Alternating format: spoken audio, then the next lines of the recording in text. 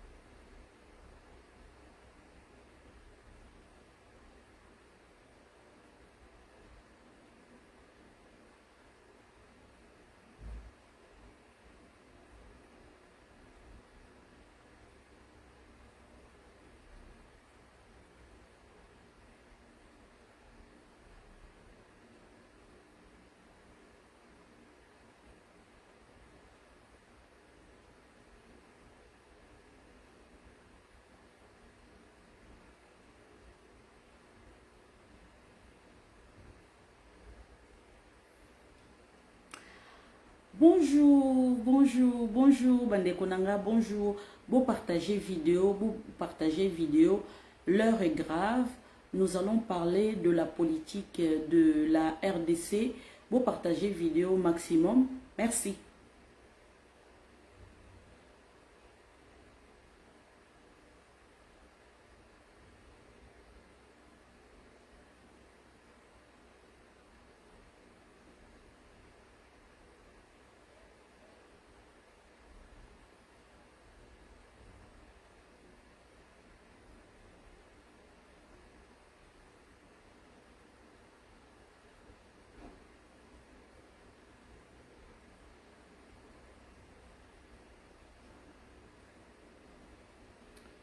Bonjour, bonjour, bonjour, bonjour. Vous partagez vidéo, voilà, vous partagez vidéo.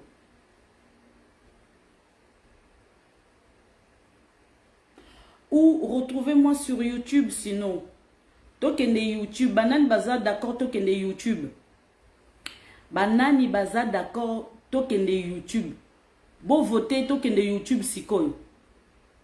Banani Baza d'accord. Bolo belanga tokende YouTube pour na sala live kala na YouTube. Tokende YouTube. Bon voter.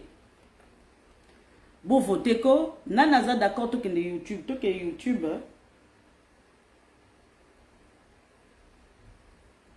Bozela.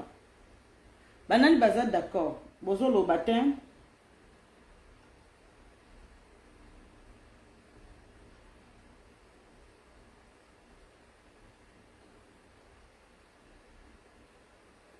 Ouais, ça va YouTube. Voilà. Donc, tokende YouTube alors. Voilà. Voilà, rien nous reste chez Meta. Voilà, c'est vrai. Vous avez raison. YouTube et les qui? Yes, YouTube et les qui? Ah, bata YouTube Andimi. Bata YouTube Andimi. Je suis d'accord. Ah, toquez YouTube, toquez YouTube. Ah, voilà, toquez YouTube. Allez. Donc YouTube. Marcus Aza d'accord. Tokende YouTube, bola nanga sur YouTube eko yinda lelo na ndenge ya GT. Bola nanga sur YouTube parce que na moni na Facebook bozo partager te batu ya kin méga.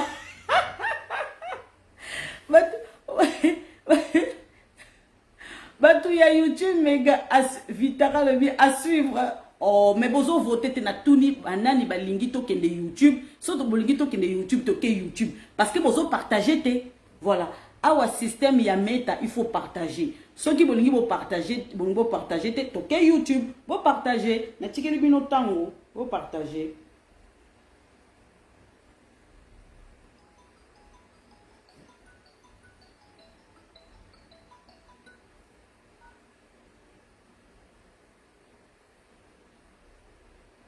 Oui, bonjour madame.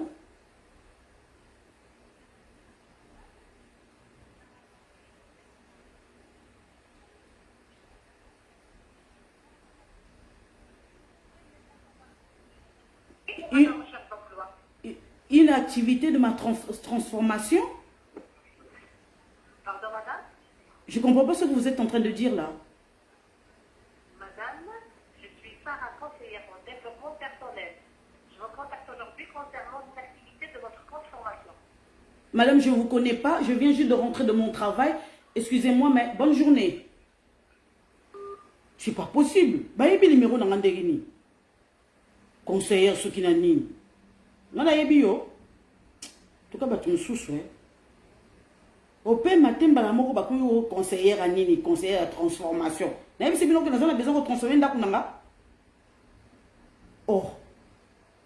C'est pas possible. Bon, partager alors. Non, balobi, non. Balobi, et balobi, t'es. Boboy, ko kende YouTube, hein. Na lobi boy, hein. Ba o balingi to kende YouTube, toke YouTube. Ba o ba boy, bo voter siko, po to kende YouTube. Po soki YouTube toke siko. Soki na moni 5, bo lobi to kende YouTube, toke YouTube. Soki na moni ke 5 pe balobi, na kin balobi te to tikala. To tikali. À vous de voter. Bo tikala na partager mbangu. Comme ça, natala oba njimi parce que bozo koka ko partager te. Et comme il challenge, bolingi ngana tikala na Facebook, na tikali, bolingi ngana tikala tena kene YouTube, bo mo nanga kana YouTube et talibino. Bon partager.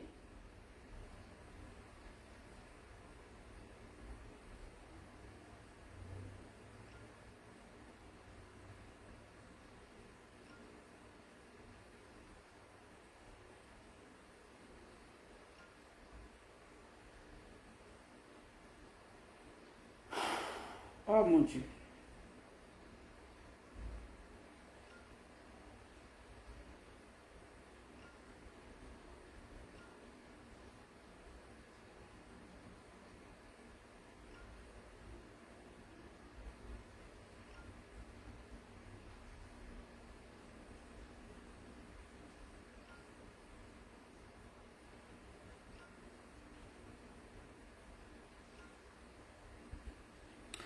Voilà. De père et de mère. Bonsoir d'Abilonio surtout. Balobi Facebook. Maman Chibola Gisèle Balobi Facebook. Et India. Maman Chibola, c'est toi qui as eu la... donc, t'en as partagé Sylvia na Monica. Dernier mot na yo, Olobi Facebook. Olobi FCB. Donc, Maman Chibola, tu as eu raison. Totikala. Mais t'as toujours. D'accord, ok. Ok. Toko, t'en as vu le sujet na biso. Voilà. Bande kunanga, bonjour, bonsoir, nabaye oyo, bolandarangai, oyo, bakomona vidéo oyo te, bokomona sur YouTube. So na sisi live oyo, ekotika na kacha Facebook te, balamoko eza transformé na, comment je peux dire, na YouTube. Voilà, na retiens na YouTube, ba o ba raté na kacha Facebook. Donc voilà, bonsoir, bonjour, nabate oyo, balandaranga. Na ekoye bisabino makamoko ezali très important. En tout cas, bonjour la bino surtout. En tout cas, maman Véro Outokota, c'est très bien, maman Véro partagé. Na boyebi ke en ce moment na baroleka presque tous les jours. Voilà, na uti musala na baroleka presque tous les jours pour na repesa bino ba info parce que ba info ezako évoluer. To bananon na vi sujet na biso makambo ya Patrick Lumumba. Boli bisanga ndenge na umelinde nazo partager, mais il fallait que na partager na kacha ba groupe. Lelo, tomoni relique il y a Patrick Lumumba, basali moi, comment je peux dire, moi cérémonie, na bananaye, bake kozwa lino ya Lumumba, héros na biso, donc yewana azaki d'accord te na ba impérialiste na biso oyo babaki coloniser biso, c'était le seul mec à ce moment-là à tenir tête na banoko na biso. Boyebi ndenge babomaki. Bande konanga lelo nazoyoka ba débat moko ba débat makasi o nazoyoka na kati ya Facebook na kati ya réseaux sociaux ba question moko o nga na benga ngo stupide. Na mona ba question eza vraiment nazomona na niveau ba question na mona eza stupide parce que comment tu peux dire même que ça soit une femme, même que ça soit un homme, comment tu peux dire que est-ce que nazo douter na linu ya Lumumba ngwe, est-ce que ça ya solo, est-ce que ça ya solo te? Ba question ndengwana na biso ba congolais en sachant que ezali Patrick Lumumba héros national oyo bapesaka ordre babomaye na époque wana mutu oyo arécupéraki linu ya Lumumba po amoni ke Lumumba baki kotenir tenace na terre na ye. Toyebi ke Lumumba pe azalaki savanté. Lumumba pe aboma pe batebele soki boyebite. Lumumba pe aboma batebele. Mais du fait que akenda ki table ronde ko tenir tête na ba impérialiste surtout na ba belge. Wana siko esali que c'est un héros national parce que discours wana tikala dans les annales esali que to bosani mwa muke mabeye pasala ki koboma pe bandekolo na kacha Congo. Lumumba za sainté. Lumumba za ki sainté. Ye pas boma mais makambo wana moyen to bimisango exacte parce que to tiango nano ke pembeni wana eza le passé. Awa toza koloba tozoloba pona minu na ye relique na ye oyo eza symbolique et ye. Mais mutu oya banaki ko tenir na relique ya Lumumba ye moko akomi koko bandeko likambu wana e ronge ye tellement kala na kacha mutema na alobi ke mengai nazalaka na linu ya tata wana naza ko porter deuil national ya RDC na maboko nanga mundele wana ye moko aza koloba je porte symbole ya RDC na maboko nanga. Pour les noirs yoko mona welo côté mais pour na ba mindele ezali symbolique na biso sikoyo na basi oyo mususu bavanda na kacha poto mususu na Belgique mususu na France mususu ki wapi batata mususu bavanda na France mususu ki na Belgique mususu wapi baza koloba ke. En tout cas, moi j'ai jamais cru que relique wana etikala kozala Lumumba. Ya on a posé la question. Est-ce que pour tout s'engager que bazongi sa biso relique wana? Est-ce que biso toza bazoba? To que no kaka, to que no zo relique wana. Est-ce que toza bazoba? Avant donc il ne kozwa. Tokoka qui même kosa la cérémonie et pas na biso moko to rendre hommage comment je t'ai invité bana na ye tout ça là hommage et tout pour na nini to matisi nini monument pour na Lumumba ceci cela. Est-ce que tozaki na besoin ya relique? Tozaki na besoin relique te?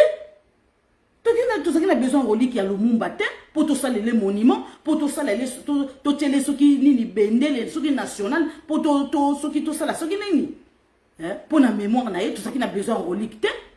Mais ce qui tokei kozwa to permettre gouvernement na biso to que ne kozwa relique wana c'est parce que bato yo ba bomaye bango mutu ba confirmer biso. Bongo siko yoka ba congolais yoka siko ba nyosolonge yoka siko ba basio oko ba bango ba yebi politique basio oko ba beta katolo wala bango ba yebi nyoso nani président Félix Tshisekedi da yebi ne lokote yo zano na Facebook ozano na kata derrière ce qui smartphone na yo ozana o bala na yo mobali na pesa ko nyoso tout moi sinon pesa ko nyoso tout ce qui nini ozo esiko na sima so smartphone na yo zo bake yango chilombo wana ayeba kite ke relique wana za nango ya lukuta donc chilombo ndenga zana ndebo moni ndenga zana ake no zwa relique moko eza ya Lumumba te po baba na ko seka biso na communauté internationale baba na ko seka biso na ba pays mususu mais il faut za la zoba po kanisa na modèle wana. Yo kanisi président yo l'équipe président Félix Tshisekedi na mayele yo kasi ndengo zana pourquoi yo bachaki étant que premier ministre te soki ministre intérieur te soki ministre soki aninité yo kasi yo yebi nyon surtout donc président Félix Tshisekedi a yebi le côté donc ndenge to s'engager gouvernement na biso na bana ya Lumumba ke ti Belgique pour ko ka relique wana pour na yo zo ba ke eza nango makamba lokuta oza bololé na emprunté ba parole ya Martin Fayulu yo mwasi na mobali oza bololé mikolo ko boko yamula ba mbata na live na ngai ce que suis yo encore en ce moment na uti ko bloquer mais plus de 10 personnes lelo sama Donc, beaucoup si la page je vous invite pas. Batubaroya kaka, je suis Maman Lisette, je suis Maman Lisette, je suis Maman Lisette. C'est tout. Soro lingingate, kende, talio.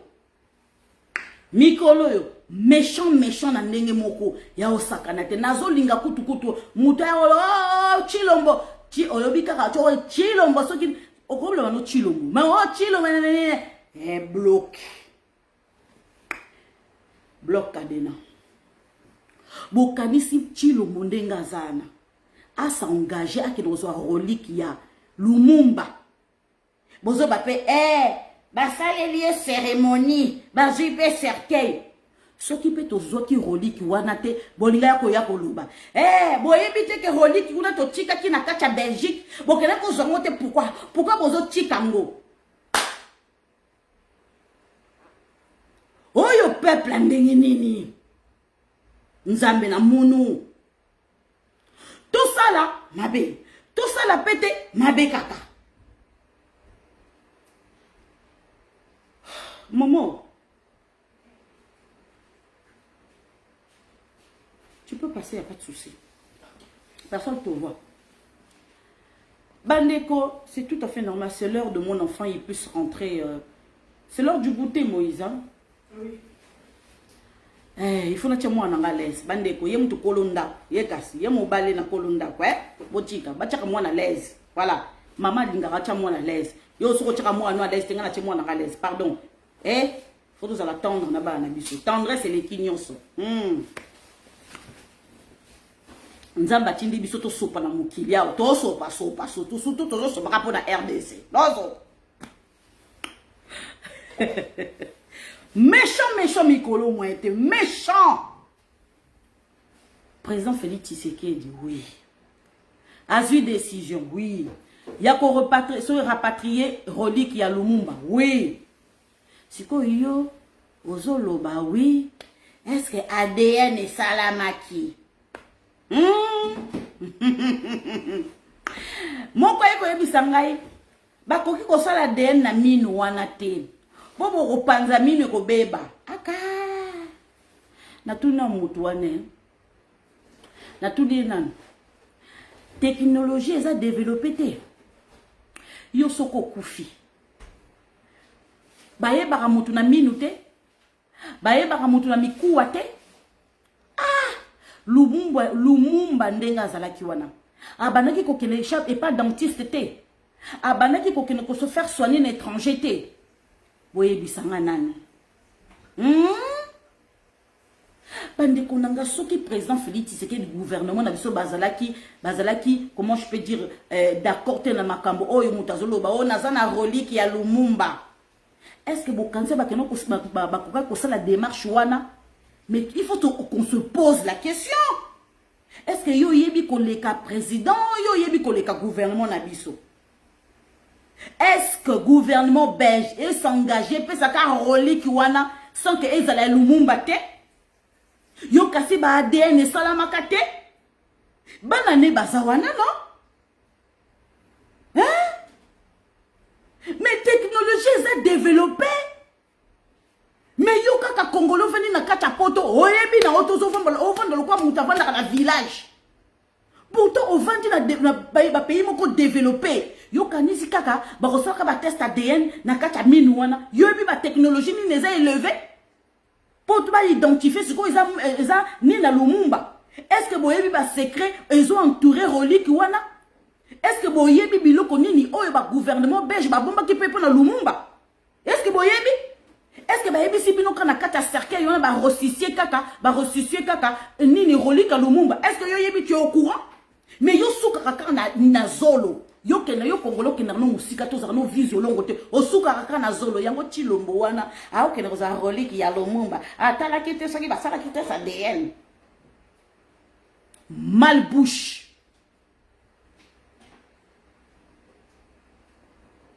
Pourtant vandi na poto. Mutema kento. Ya on a tuna yo yebi ko leka président Félix Tshisekedi. Soko yebi ko leka président Félix Tshisekedi pour no tchaki candidature na yote. Pourquoi côté na kacha gouvernement te yo yebi nyonso ndenge ni yo suka kaka na Facebook. osukaka na kati ya réseaux sociaux ndeni nga kutu boko finga boko lemba na suka na ngana na kati ya réseaux sociaux virtuels bomona ngate bokuta na ngai te na okuvaka na kati ya réseaux sociaux n'est-ce pas finga tonga tuka nazo avancer akonga na kipaka nga mafinga te nga kutu yaka kufinga no kuna ndima nga nazo avancer mais oyebi nga ndi nazo avancer te oyebi banani te baza contact nanga oyebi te makamni ezo se préparer pour na 2023 2024 2025 2026 pour na mama Lisette boyanga noa ya tongo bane konanga tokende siko tokota masolo sérieux on na répondre ko na basi o bazaka motema nkento pour na président Félix Tshisekedi na mibalo bazaka motema nkento pour na président Félix Tshisekedi point barre to changer lisolo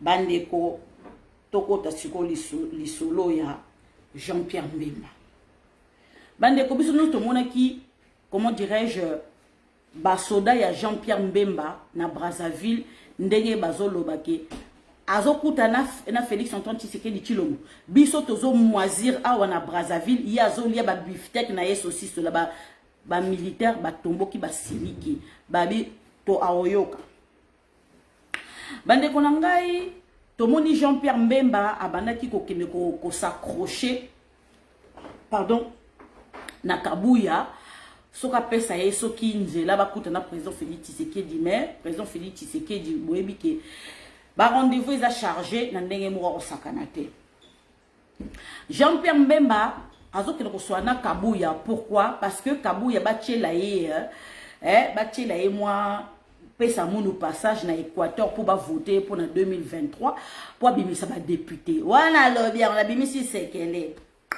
Donc sikoyo yazo ke nokuta na Kabuya kuna po nini Kabuya pesa moi pesa munu passage pour ba voter pour na IDPS et chaye moi poids IDPS chaye poids na Équateur pour ni ba voter abimisa ba député pour lia mbongo muyibi ndoki na yebisa ki binoke Jean-Pierre Mbemba ndenga zana ostika la jamais ko changer mutalata pantalon d'éléphant toute sa vie a changé. Bande konanga awa to monique agression ya Kampala, oui, photo lobango, na mwana Museveni, effectivement, na Rwanda, na Kagame, effectivement, que bango bazo agressé Congo. Bande kubiso to yebi, antécédent, il y a Jean-Pierre Mbemba na sous-région wana, ba accord nini ya signé na Kampala, na Rwanda. Je rôle nini ya joua. Et puis tout le monde appelle Jean-Pierre Mbemba, akane ko piller ndaku ya Mobutu, kuna na Guadeloupe, yango na famille Mobutu, Chilelo, bayoka na te particulièrement na Jean-Pierre Mbemba. Et s'il était Jean-Pierre Mbemba Moussala naye abimi, comment je peux dire, CPI aye aboteli héritage ya tata naye pa bandeko naye siko tozo kende bobo ke na procès ba verrouiller ma camion surtout il faut juge et rendre verdict nango baloba que Jean-Pierre Mbemba rembourser mbongo. Ye kanta abimi kaka, comment dirais-je abimi kaka nini CPI mbalamoko boum a commis coopération na ba pays mususa sous région kwa kotisa minduki bandeko nanga tango Jean-Pierre Mbemba kiti na kati ya Congo kokoma ya komi bandeko na siège à MLC ba enquête salamaki na ebité soki Kabila zaki okura banani ba saki ba enquête wana ba ko découvrir que na ba découvrir que effectivement na nini na ndaku ya Jean-Pierre Mbemba ba minduki ezalaki. Vous comprenez pourquoi Jean-Pierre Mbemba kitaki Dar Congo. Direction ezalaki akendaki Gabon akimaki mbango parce que Kabila manaki kolukisa Jean-Pierre Mbemba. Tant ya bimaki CPI ayaki. Jean-Pierre Mbemba to ba otanga ba poana. Ba boya kokota na ndaku na o pourquoi? Pourquoi on t'avait interdit? Obomaki minduki. Lelo yanga no. Bandeko Jean-Pierre Mbemba amoni ke ye Kolo Makambo, bato ba libéraki Jean-Pierre Mbemba ezali ba belge ezali ba français complicité pour anini a otia veto na président Félix Tshisekedi na ba élection. Amoni ke marché te bomona ki pe na Suisse ndenge ezalaki ba biya kotia Katumbi point na Fayulu na Mozito na Matungulu comme ça to zappé IDP sabina au salango. Jean-Pierre Mbemba kantaki toujours azaki na succès depuis avant kota comment je peux dire CPI a fait si on est à la ya kaisa mokili kaka ils ont tourné tout autour il y a Jean-Pierre Mbemba bande ko Jean-Pierre Mbemba za mutema mabe munoko mabe azali si faire sur terre ya Congo atikala jamais kolinga peuple congolais Jean-Pierre Mbemba et même ba équatorien ngam na yebisi bino botikala jamais au grand jamais ko voter Jean-Pierre Mbemba atikala kolinga bino te pe akolinga bino te les bangala bande kotomoni agression oyo ya Rwanda ndenge agressé biso olie Jean-Pierre Mbemba ndenge azo sala que IDPS tiela ye poa kuna na Équateur pour bimisa ba député mais non yakangi munoko avant pendant 2 semaines président Félix Tshisekedi celui qui dit que c'est mon frère ok non azaloko la nzoku azolinga marcher sous président Félix Tshisekedi bane konanga Jean-Pierre Mbemba akangi munoko silence radio aboko loba au condamné Rwanda baebi que soki Jean-Pierre Mbemba telemi les lois condamné Rwanda M23 barolobake mais yo Jean-Pierre Mbemba mais toi tu fais partie aussi ya ba M23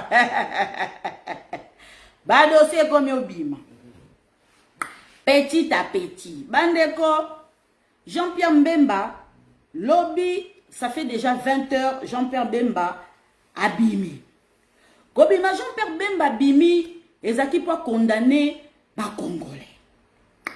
Bande konanga naebisa kibinope, je vous le dis et je vous le répète à chaque fois, communauté internationale azado au mur, communauté internationale, ça soit ONU, ça soit les ONG au ba kondanaka président Félix Tshisekedi au ba tikala jamais kozala d'accord na élection président Félix Tshisekedi lelo ba monike ba komi muselé ba komi parce que on les a mis dos au mur. C'est comment? Toko dans la danse. Bande konangai likambo oyo ya Kagame président Félix Tshisekedi à la kisi devant communauté internationale devant conseil de sécurité et bel ici batu pandi. Bande ko ba révélation mususu nazoya na mokolo lelo nazoya ko yebisa bino bokoyo kayango. Nzambe la munu, bande konangai, nous sommes en guerre na ba diplomate international. Bande ko faut boye ba kenakata Twitter ba kondiming ba nakata Twitter biso ba peuple congolais tozo lutter toza seul contre ba diplomate nyo surtout ya monde. Banani ba ambassadeur.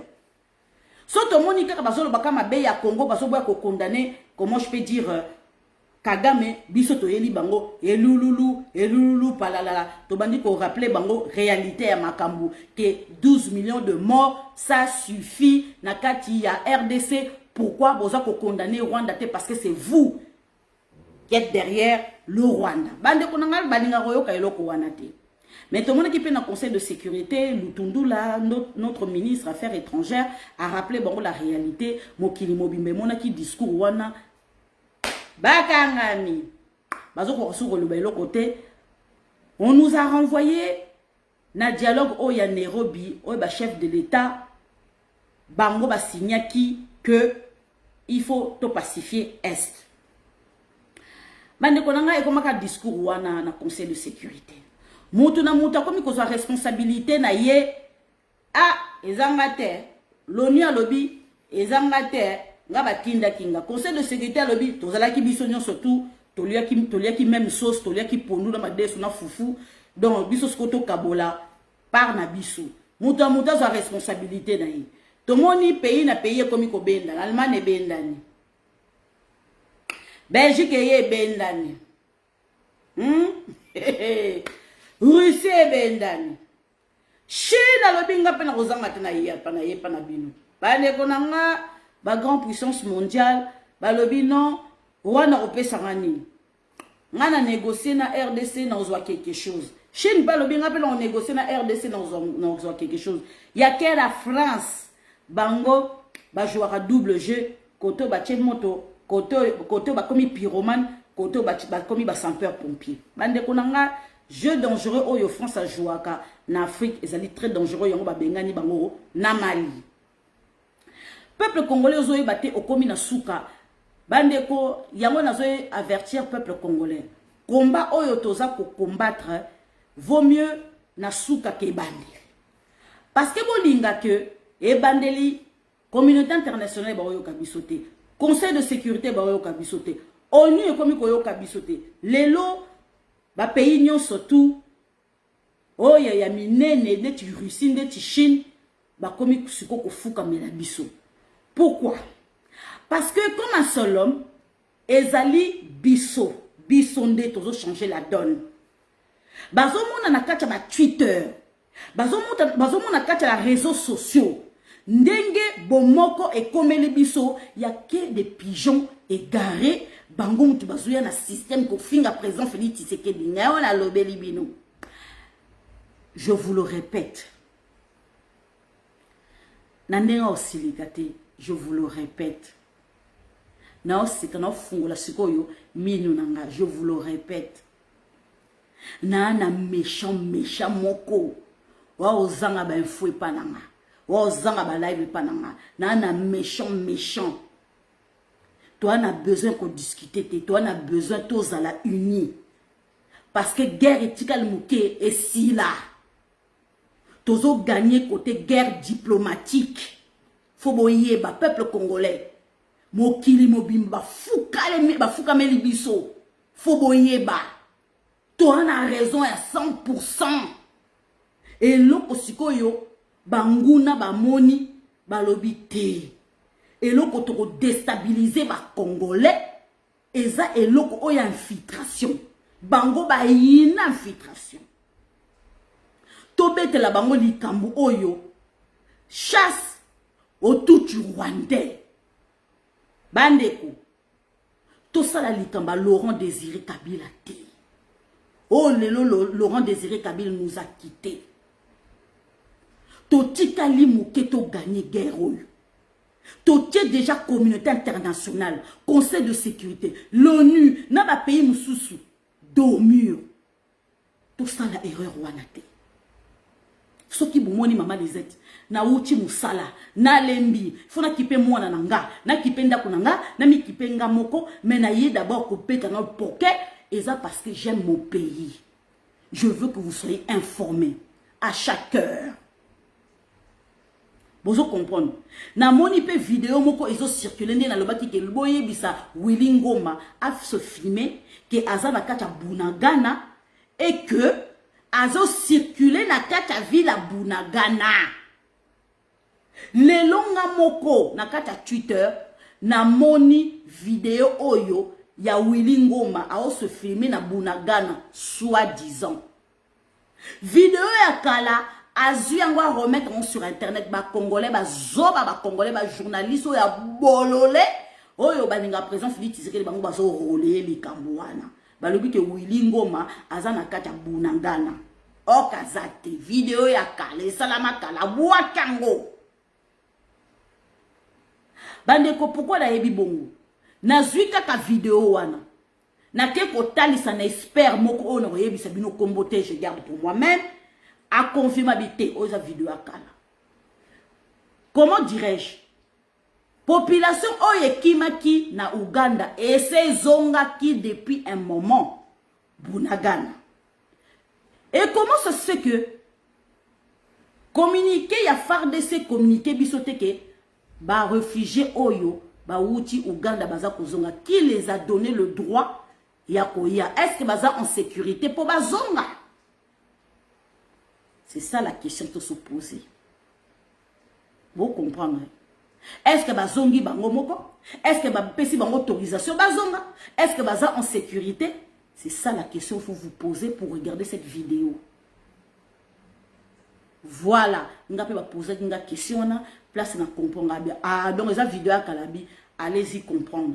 Pourquoi batie vidéo wana? Batie vidéo wana parce que président Félix Tshisekedi dans na Nairobi. Président Félix Tshisekedi dans na Nairobi pour balakisa ke loko la biso tozui Bunagana. To pesi même autorisation. Na gouvernement ougandais ba zongisa peuple pour ba passer l'examen à bango ba za la sécurité ceci cela. Donc to koki ko négocier na M23. Donc gouvernement ya Congo na Nairobi ba ko négocier siko na M23. C'est pour ça que je vous dis Ba vidéo mosusu eza ko relayer te. Faut observer au tali jeunini M23 terroriste ça ko jouer. Bokansinga na za zumba. Bon partager vidéo. Bandeko, je vous apporte au jour d'aujourd'hui éléments mosusu. Voilà. Bandeko, toza kokoba se kokoba. Communauté internationale, bâtie dos au mur. Et pas peuple congolais. Bandeko, tango ministre Affaires étrangères Lutundula, a lobby que le peuple congolais, le président de la République, le gouvernement congolais, le peuple congolais, moutako accepté brassage, na mixage, azaté depuis Exala, depuis 28 ans yango.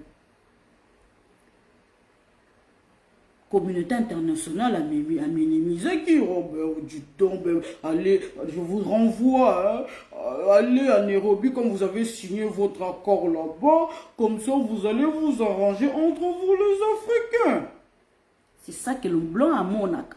Bandeko, le blanc a minimisé qui jour kaka baboy ko condamné Rwanda ouvertement, sachant que bango tozana sima Rwanda.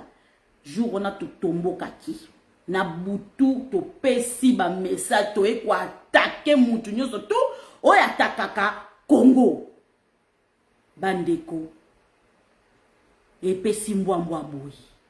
Ils avaient sous-estimé le peuple congolais.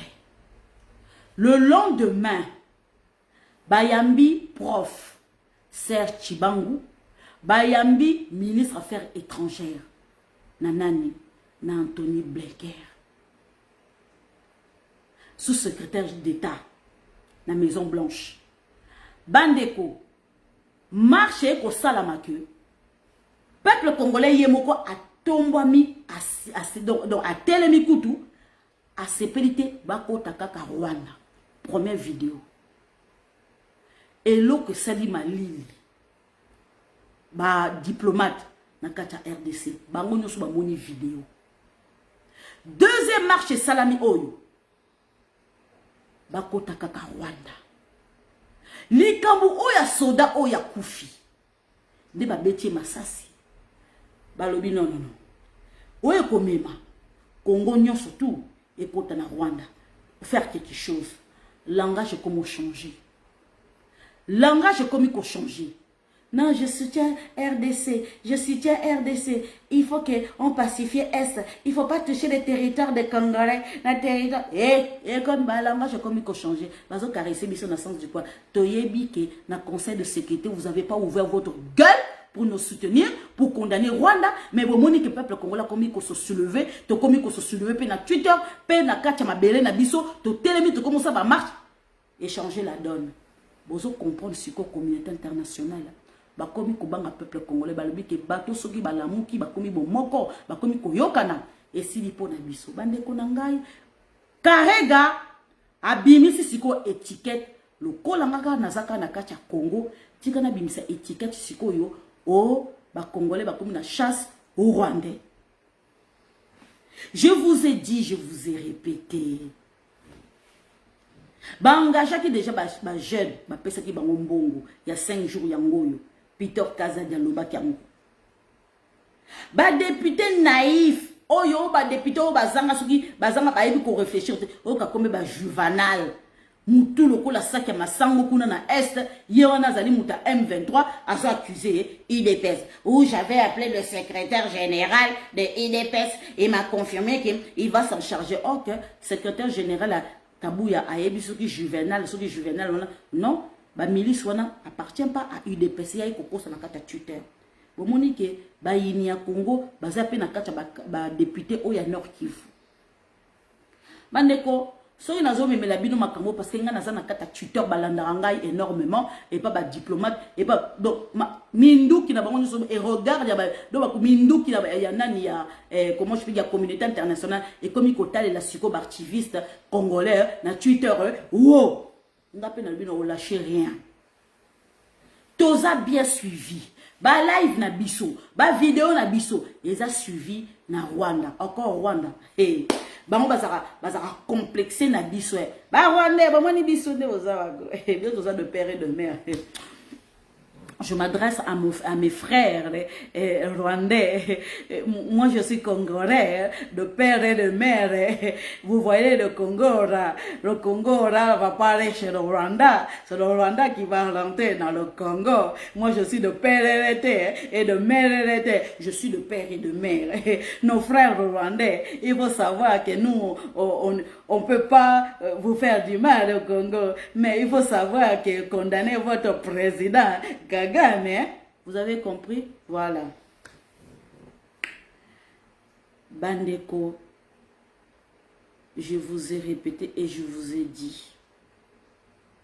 Si quoi cible la communauté internationale, Toka Bintou Keïta, moi si moko ayana lipapa na kacha RDC bisonyo zuto mona nganzambe nanga yango bato bayaka kana ba lipapa na musunya bata na babot yango ba soki baka RDC sukoli bango na savon le coca niki bango na linuka yango bakoma ka mon akomi pe fier alaki amami moi perruque wana ko mama amami yango ko mama perruque moko e soki sukati awa soka soma yango na wenji ya simba zikida na ebite amami perruque wana ko mama na mbunju na ye mwasi moko mesura soki 1m30 mokuse e moko kuta za kosa aekoloba je condamne l'agression ndenge bozo stigmatiser na mini na siko bone bozo stigmatiser retni moko boyo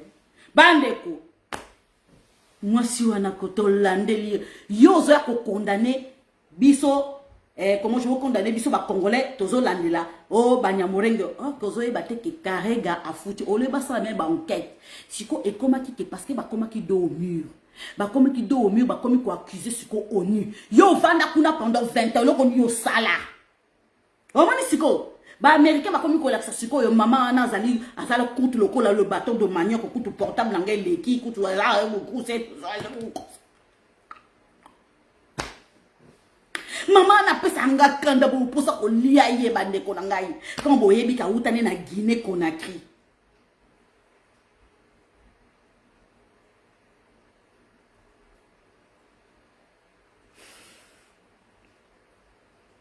tokendeka poso to bandi ko bimisa ba sekele mususo eza la bien te bandeko mama wana yake na musunya bata na tapi président Félix Tshisekedi ayambi siko akomi na di na goudir siko goudir en sikoyo seigneur tokende apesi sikoyo discours na ye bandeko batu nyonso to ba diplomate ko ba relayer yango ke biso ndenge awa ba congolais tozolandela ba rwandais ba banyamulenge poto boma bango arme na bango biso pe to la raté biso bino biso pe to sale le côté to condamner yango biso pe to bi pe to condamner yango siko kangi bongo siko na gorge awa ndenge biso to condamner pour la bango il fallait pas to condamner malgré to condamner biso pe to rappeler bango tant ba 12 millions de congolais ba kufaki est-ce que vous condamnez qui tant ba zo bomba ba congolais kuna na kata est-ce que vous condamnez qui mais par contre oza ko font la grande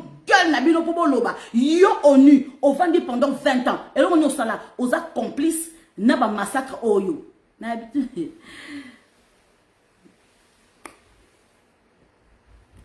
donc les guerre est comme na souke parce que to yebi ki ba komi haineux parce que ba yebi ki ba renouveler contrat la bango te ba komi ko saboter et ba okende toko ma libre ba okende soka ba pikami wana peuple congolais ko tele ba ko benga na ONU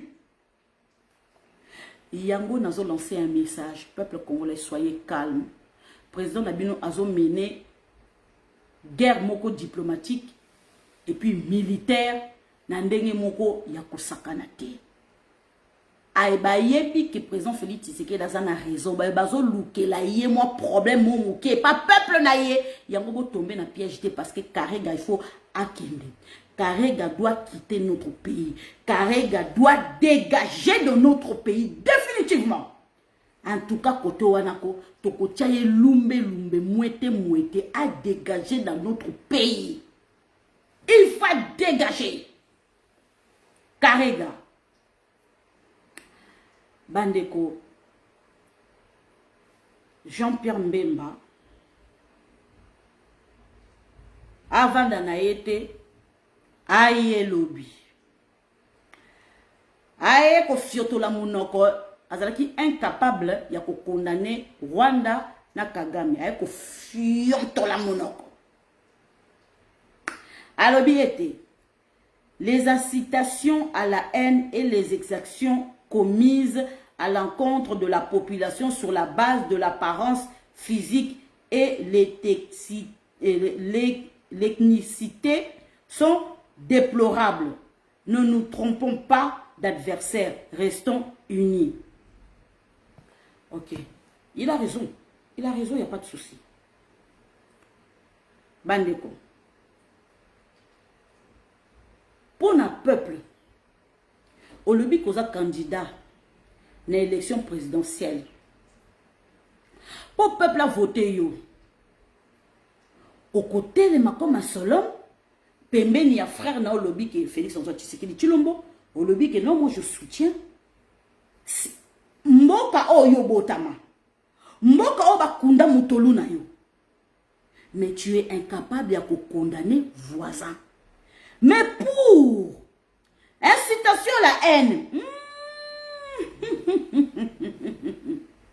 voilà si que Jean-Pierre Mbemba Tchakima na mon côté. Aya ouvre sa grande gueule. Oh bisoba, bangala to pesai, toi te faire adopter. Bandeko, nzambela munwe. Jean-Pierre Mbemba lobby azolobake bisoba congolais. To faire to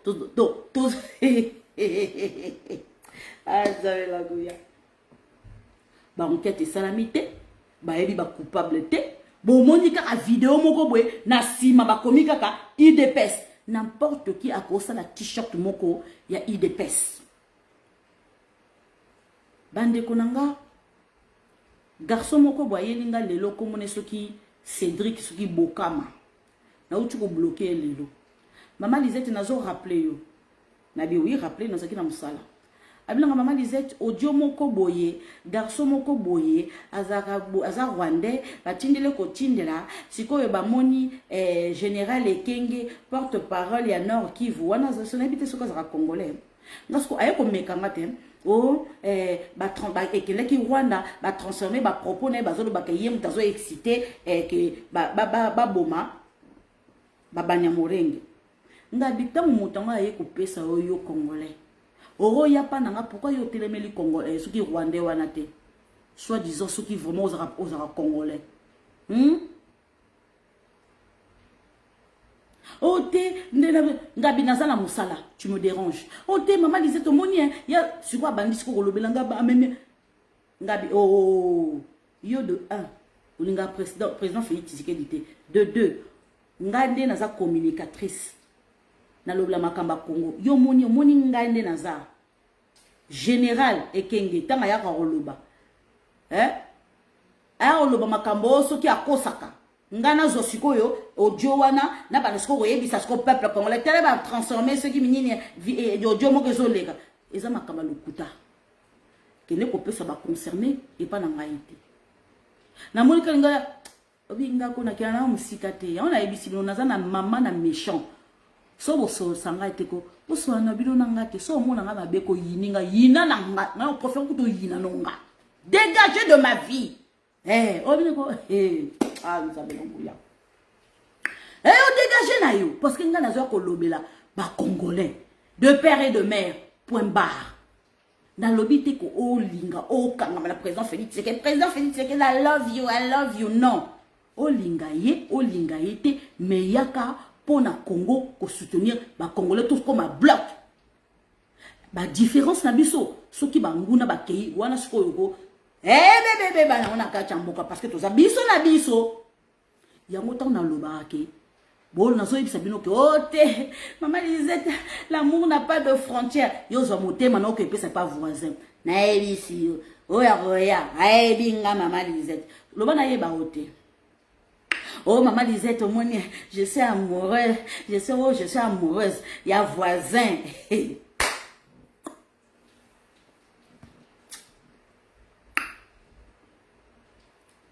Tolé. Yo mo ebika réponse à maman Lisette. Baloba, amour n'a pas de frontière. Côté n'a biso vraiment frontière est sous-souté. Et comme il y a un béton à béton. Électrique. Donc, nous, nous sommes à l'écolo. Et d'accord. Toleka. Frontière est ali. Aimons-nous les uns les autres. Dès que nous allons na no kutu biso kuna kacha kongo na mabala na lesilité. Boke no lukela biso mabala ce que ça va faucher les voisins. Hein? Et m'a dit maman, oh maman Lisette, te libalango, pope sambongo. Na banane. Na banane. Na ba Rwanda oh kaka bazaloko la ba mindele. Comprenez ce que je veux dire? Ba circoncis. Bon ba circoncis pété. Oya biso Congo mobimba, ba circoncis. Oya bango kona ba circoncité. Je ne veux pas vous faire un dessin. Oui, ça reste. Bal de cochon Pierre-Mbemba, avant la été. Aïe! Hey, maman Nzambe, mon. Non! Bateau va condamner lelo, vous condamner. Mais vous comprendre ba propos, il y a Jean-Pierre Mbemba. Jean-Pierre Mbemba, zo salande na komi ko bima kaka sikoyo kaka. Pourquoi Jean-Pierre Mbemba sorti na ye et oumeli alamuki alalaki wapi na cimetière na cercueil ce qui wapi azaki na plainte nini pour condamner Rwanda na Kagame abandika ko tuite kaka sikoyo kaka. Qu'est-ce qui fait que Jean-Pierre Mbemba a commis ko tuite siko? Et là on est aussi que Jean-Pierre Mbemba a ko tuite. Allez-y comprendre. Allez lisusu. Bande Konanga, je vous ai dit, vendredi, dans le conseil de ministres, président Félix Tshisekedi, président de la République démocratique du Congo, de père et de mère, aloba kike, na sama lokonde, na sengi na yo, que le gouvernement a doté, na FARDC, abdomi bundeli nyonso, obrope ça, na budget, donc, biloko que lelo, ba logistique, ya FARDC, kolia na bango, ebundeli na bango, kolala na bango, social na bango, que armée na biso ezala à l'aise. Sama Lokonde andimi. Est-ce que tu es bien moté? Et le président Félix Tshisekedi dans l'Obaki, awaka vendredi, Jean-Pierre Mbemba ekolo bango lelo. Maintenant je veux vous décortiquer discours ya Jean-Pierre Mbemba, pourquoi il a dit. Na otangela bino. J'exhorte notre gouvernement à doter davantage nos vaillants FARDC de tous les moyens nécessaires pour qu'ils puissent monter en puissance, continuer d'assurer l'intégrité territoriale, neutraliser tous les groupes armés et défendre dignement notre patrie. Tolobarangote. Président Félix Tshisekedi dans Lobangote. Quelle est la différence entre discours ya Mbemba na discours ya président Félix Tshisekedi? Alobangote. Batu balobi langote. Alobi mabete. Alobi malamu. Oh. Ya on alobarake. Politique boutique la bana IDPS. Yo ebi ko décortiquer te bi tala ko sala live ko loba et pe semeli mutu nyoso tout yo yaka ko commenter pe obandika na makanisi na obiso to zaka wana depuis ba tata na biso bazalaki ba koko na biso bazalaki famille moko na kata politique to na chaka wana to swabala wana to swamba kale swabala tozana to yebi Jean-Pierre Mbemba yo yebi Jean-Pierre Mbemba te biso bangala de père et de mère to yebi Jean-Pierre Mbemba par cœur. Ah oui. Pose-toi la question pourquoi yaki liboso ko condamner Kagame te Rwanda te ayekara maintenant abandi lobby le loso ayeko tuite. Pourquoi Jean-Pierre Mbemba? Président Félix Tshisekedi accueilli Nairobi. Il est actualité na sima. J'exhorte. C'est comme ça dans le gouvernement. Notre gouvernement de doter davantage nos vaillants femmes. Et l'Obama qui n'a conseil de ministre. Et l'Ingola qui ça été. ayekolo ngasko na décortiquer bino sikoyo po bino boyebite message ni neza na sima ya Jean-Pierre Mbemba boloba ke maman disait yo monaka oh partout tu tires bandeko bo pesa nga raison boko pesa nga raison en sachant que président Félix Tshisekedi à quel Nairobi bake ko solola na tongo lelo na tengo déjà lobi na butu ba chef d'état-major bazalaki déjà kuna pour na réunion ezaki na tongo lelo pour na ko pesa ba stratégie nini ba ko mettre en place ba itinéraire ba mboka place nini ba koki kozala ba troupe na bango ba kota pour comprendre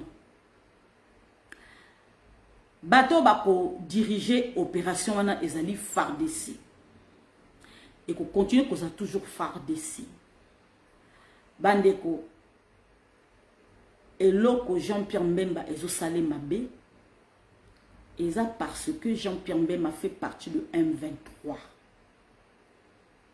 oui et ko étonné bino lelo lobi bo pesa ma raison Jean-Pierre Mbemba ne veut pas. Il y a force militaire régionale. Bah, il y a quoi intervenir na Est. Parce que Jean-Pierre Mbemba paliaka na Est. Parce qu'il y a pas à carré mini na ye. Nenge ambonga zanango. Ambongo. Jean-Pierre Mbemba. Même personne. Vous avez compris ce que c'est. Bakolinga côté les matés pour ba encourager FARDC na biso.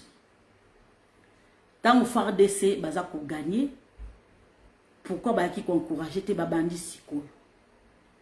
Jean-Pierre Mbemba alinga loba été je ne veux pas force militaire régionale ba intervenir na Est. Bandeko soko yebi politique to kolala pongi ya ba bébé o bolbaka maman Lisette ya pas critiquer Mukwege aloba kiam je suis pas du tout d'accord que force militaire régionale baya ba ONG international ba tonda kuna bien bokasika kabayaka ka pona beaux yeux ya peuple na biso bayaka on a po ba pesa mindu kin ba groupes armés ba avion na bango kitar na Goma kuna et c'est bien chargé des armes bo comprendre que président Félix Tshisekedi ndenge azotia bango pandi likolo bo bokasi ba kozala pona bino peuple congolais Jean-Pierre Mbemba zala ki wapi pas condamné Kagame Azo linga siko gouvernement na biso allez bo doté par FARDC na biloko nyonso tout pour FARDC abunda ye moko et comme benda combat mulai bango baliaka continuer ka koliaka pour ceux qui M23 attaquer koto Kodeko attaquer koto ADF na lo attaquer koto et ko prendre temps pour guerre ou anasi là bon comprendre siko mais parce que ceux qui force militaire régionale et quotidien danse bandeko moi ils ont musika bandeko Moïse bolimbisanga ya bolimbisanga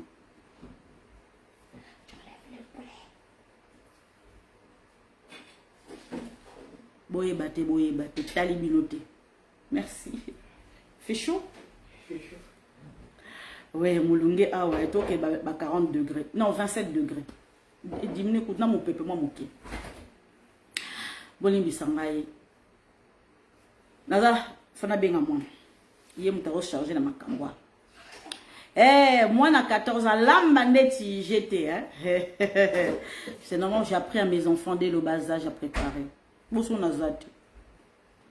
Voilà. Donc, il faut bon monde qu'effectivement. Et loko, il y a un moment présent Félix Tshisekedi là qui na Kourou Kenyatta, je suis d'accord. Ouais, bandeko. Ah, Nzambe. Botika na botika. Botika. Bandeko, otala ka eloko yo. Otala kakawa. Ah! Botala. Eh. Eh, what's that? What's that?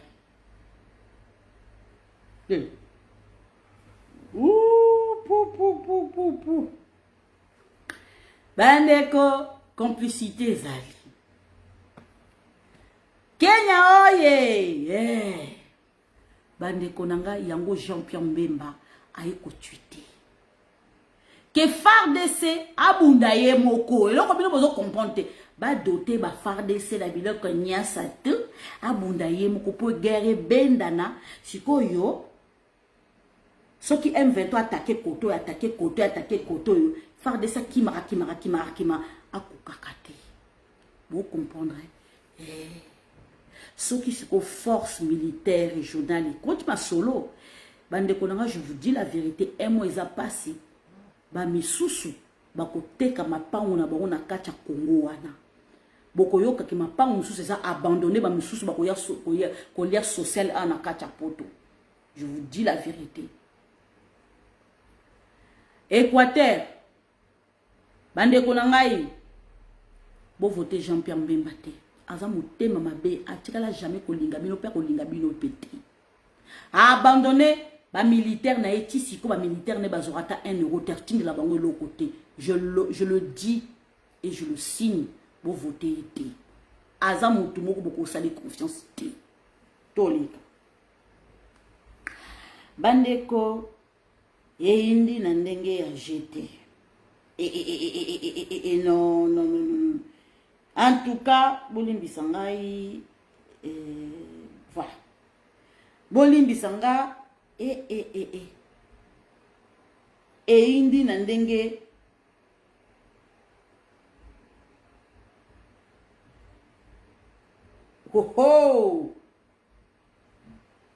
olimbisa banyosolenge bamiteba mabe bolimbisa botalata eloko yo eza symbole esa elote. Moment, il faut faire silence donc cette mise en biais lors d'une... La dépouille est en train d'être... C'est voilà, on a la dépouille. Je vous propose pendant quelques instants, en tout cas, de ne pas parler. On commencera ça avec vous après-midi.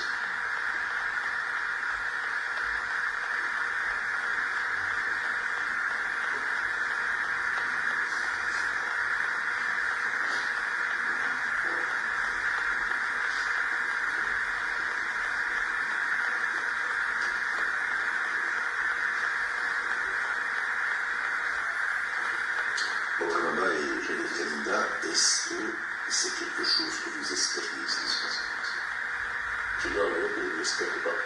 Je ne l'espérais pas, surtout en analysant en fait l'histoire et en analysant aussi le contexte dans lequel on s'est trouvé avant.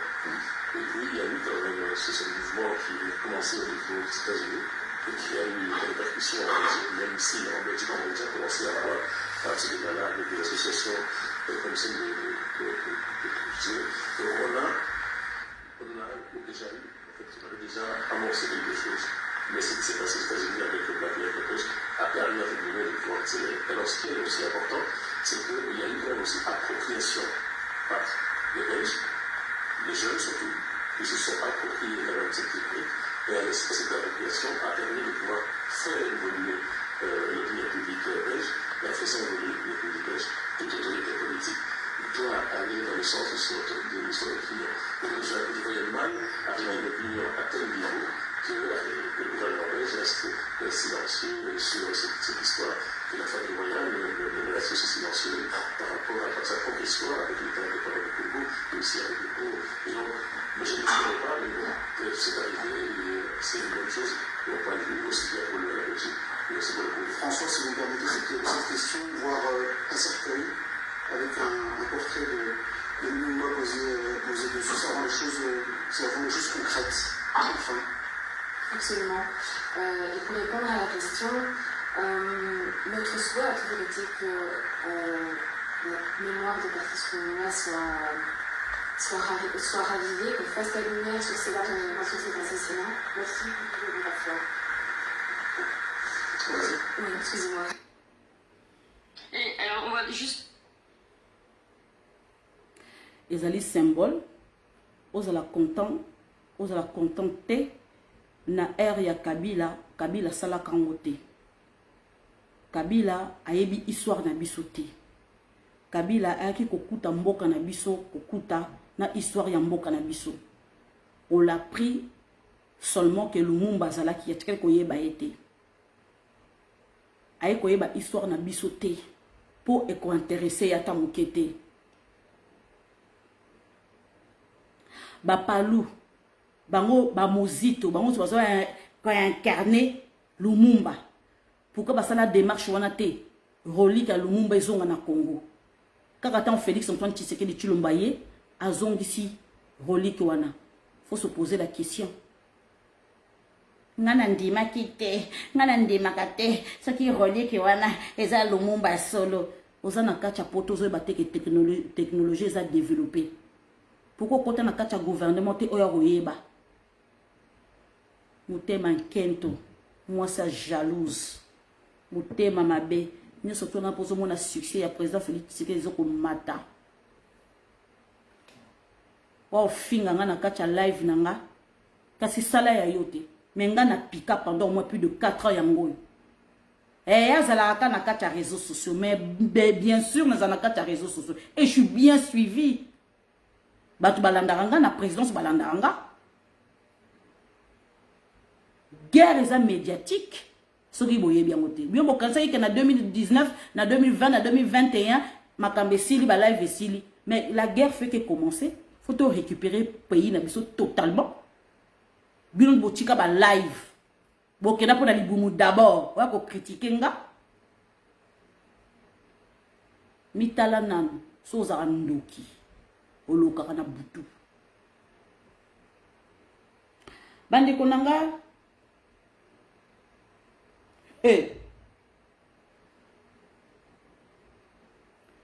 En tout cas, eloko nga na apprendre bino.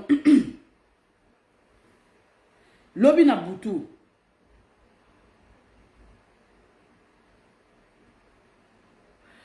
Lobi na butu, j'ai appris dans les câbles comment je peux dire militaire, parce que réunion wana bakenda ki lobby comment dirais-je bakenda ki lobby na Nairobi, mais ba câble militaire tant on bakenda ki réunion wana ba exige ki Kagame akende na Nairobi physiquement. Pourquoi physiquement? Bandeko président Félix Tshisekedi, il fallait kuta, c'est la première fois. Président Félix Tshisekedi, il n'a jamais kokende Luanda, ba kuta na Kagame, c'est archi faux. Ils ont kamalu kuta, il n'a jamais kokende. Président Félix Tshisekedi, il n'a jamais kokende Luanda. Bande kuna kena ki Luanda kaka yemo kwa kena Luanda na Kagame te ba kuta na kunate. Ba exiger Kagame akende, comment dirais-je, kuna na Nairobi. Pour na signer lui-même ni son ministre d'affaires étrangères bani komone kunate balingi yemoko aya na batunaye yango malgré to ebike Commonwealth eza kofunga malelo ti le 24 kuna na Kigali Boris Johnson na kozala na Commonwealth wana parce que ça ba dirigeant moko soki 50 dirigeants na kati ya réunion na Commonwealth ba exiger yemoko et pas ba tu ba exiger Kagame banane. Batu ba exiger Kagame ezande ba américain akende ko signer accord wana oyo ke ba ko pacifier est. Mais par contre réunion salamaki na butu na bon na le baté que président Félix Tshisekedi a sa pesa qui déjà a sa qui donc ça loba qui déjà na butu na boyo que président Félix Tshisekedi akena ki leo na tongo ta kena ki de lobby que na lingi na kati ya force militaire régionale que Rwanda zalate bande konanga ko kende bake kuna ba pesipe communication ebimi yango awa le Rwanda exclut de la force régionale EAC pour avoir nié son soutien aux terroristes M23 bandeko le col ya boyaki qui a soutenu M23 battue de côté.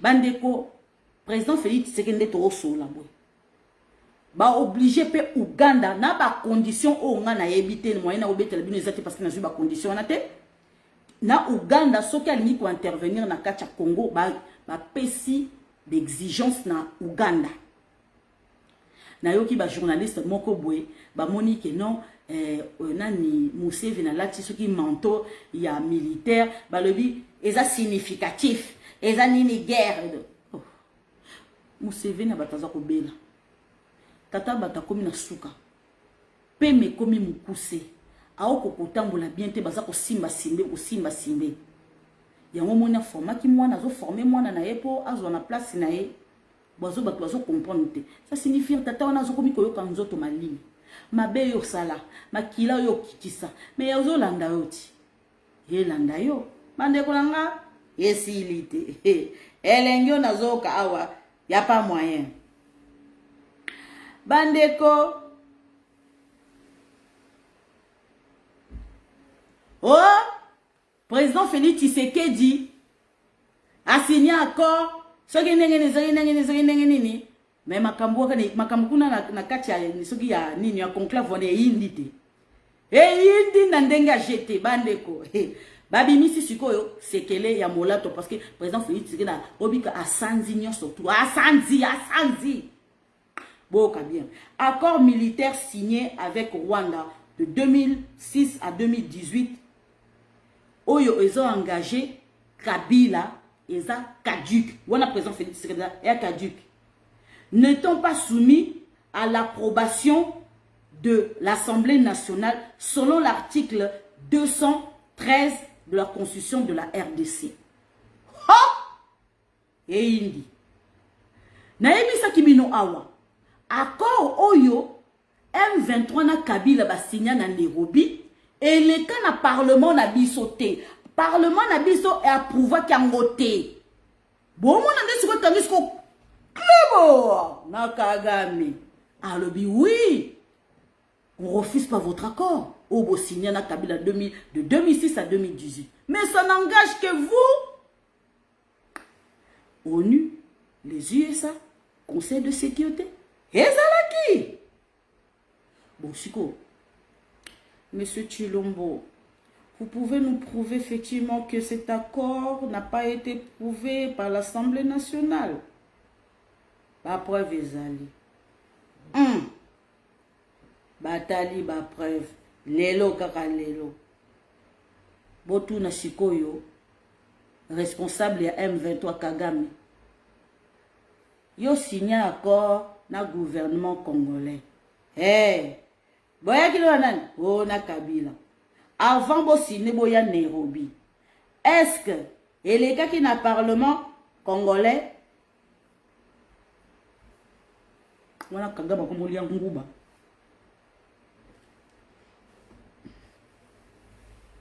Avant boya na Nairobi awa na M23. Est-ce que les gars qui na parlement wa sikona bangube komo kanyo kendera kabeta le solo ko mwana mai moni sikoy ura tolongi yauna yebisi soki président Félix Tshisekedi azolobaki je veux m'engager côté guerre na okota na Rwanda parce que ma preuve ezali bandeko lelo Kagame ko achaka muna ko shika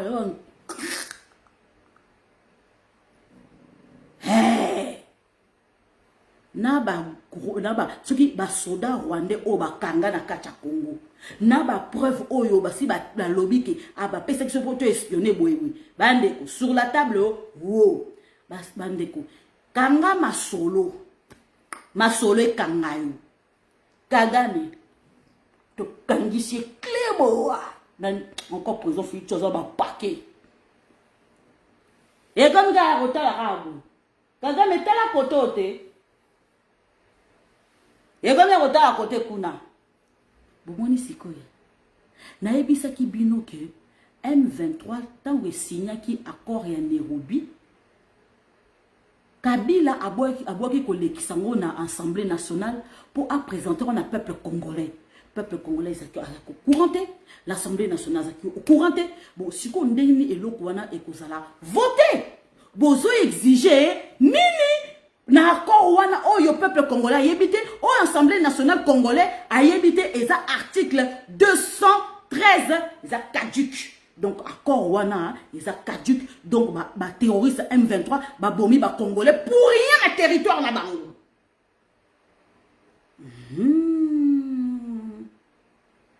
Donc ils ont une guerre été kebino mozo ba kezali ils ba congolais ba bunda bunda anta bon, donc ils allaient guerre économique ou bino bozo ko exiger mokabatu. Donc bozo na bino ba terroriste bozo ba miyibi bandeko lelo soki mutabeli AVCT obi nzete ya komboko izara somo azarane muke na ebite soki olala sikoyo yindi bandeko kuna armée rwandaise ekota na territoire na biso souté makambo esili soki guerre pe kozala te ba frontière okanga libela biso na bango toza susute ami ya musika tokomika kopesa ka mbote ba pelele bokende malamu ba melele bokende malamu bomoni sikona na luki yango girafe lelo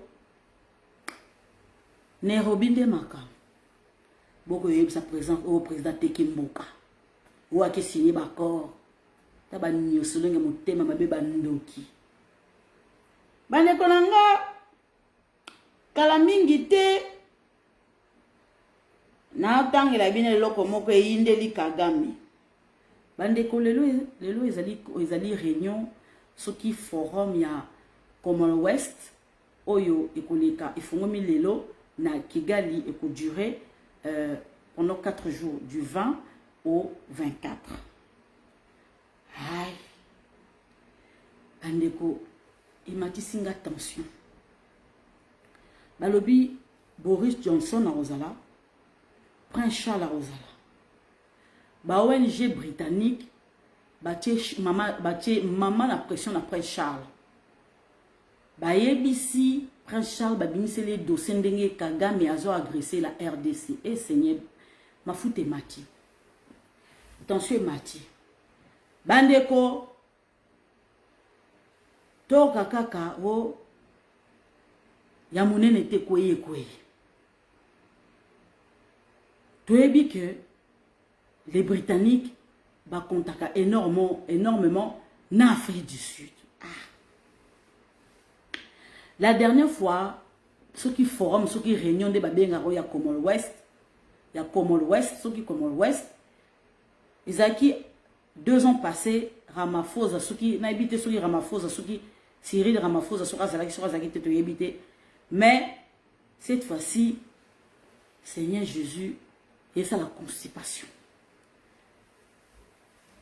moi batu basola ezate basola boto na ezanini oh ngana kasaki karake Kigali azana attention car na biso or que Kigali azapena attention na Afrique du Sud yango ye azana ba conflit na bato nyonso to kaka Cyril Ramaphosa moyen commun na Kigali zate bande ko ngai mama les na ke ko fouiller nini Cyril Ramaphosa zo kembiti yangi sourage na ke ko fouiller na dimise logo balobi na réunion au Salama officiellement na Sobabi sommet et qu'on sera consacré uniquement par changement de climatique, Covid-19, na guerre na Russie na Ukraine boniko après natala eloko moko relation glaciale l'Afrique du Sud na Ramaphosa Afrique du Sud, Ramaphosa, na Rwanda. Boyoka bien. La complicité présumée de Kigali dans le meurtre de l'ancien chef des services de renseignement, chef de service de renseignement, Patrick Kareyeya, et Seigneur Jésus, pardon, tout en regard, dans le luxe hôtel de Michilegelo, à Sandom, en 2013, et plusieurs tentatives d'assassinat en Afrique du Sud contre l'ancien chef de l'armée rwandaise Kayumba Nyawaza entre 2010 et 2014. Vous voyez qui bien, hein? L'Afrique du Sud en guerre, relation glaciale avec le Rwanda. La complicité présumée de Kigali dans le meurtre de l'ancien chef des services de renseignement rwandais Patrick Karegeya dans le luxe hôtel Michelengelo à Santom en 2013 et plusieurs tentatives d'assassinat en Afrique du Sud contre l'ancien chef de l'armée rwandaise Kayumba Nyawaza entre 2010 et 2014. Et s'il était bandégonanga. Ceux-ci ont poussé Pretoria à expulser 3 diplomates rwandais soupçonnés d'être impliqués dans ces crimes en mars 2014. Kigali a riposté en expulsant 6 diplomates sud-africains. Et s'il était bandégonanga. Bandeko.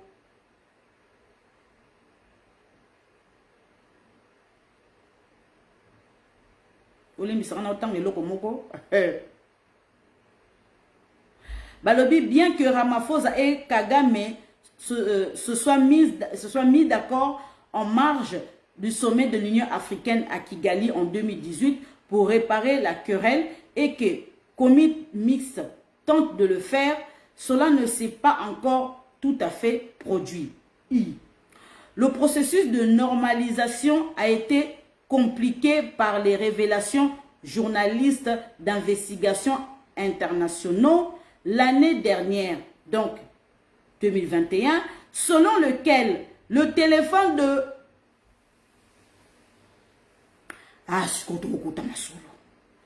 le processus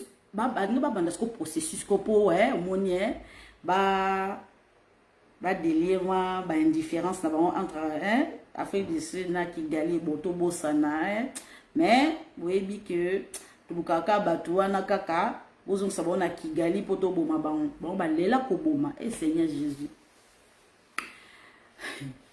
oui balinga ba yibete l'année dernière journaliste d'investigation internationaux va révéler le komoko oyo et tirer puce à l'oreille. Aïe. Bon, on a ce qui est en faux. Eh? On a ce qui est en faux dans les journalistes internationaux. Bon. Le processus de normalisation a été compliqué par les révélations de journalistes d'investigation internationaux l'année dernière, selon lequel le téléphone portable de Ramaphosa avait apparemment été piraté par le Rwanda à l'aide de logiciels espions Pegasus de qualité militaire que Kigali avait acheté à Enso. Papa Pascal, je crois que tu connais Enso.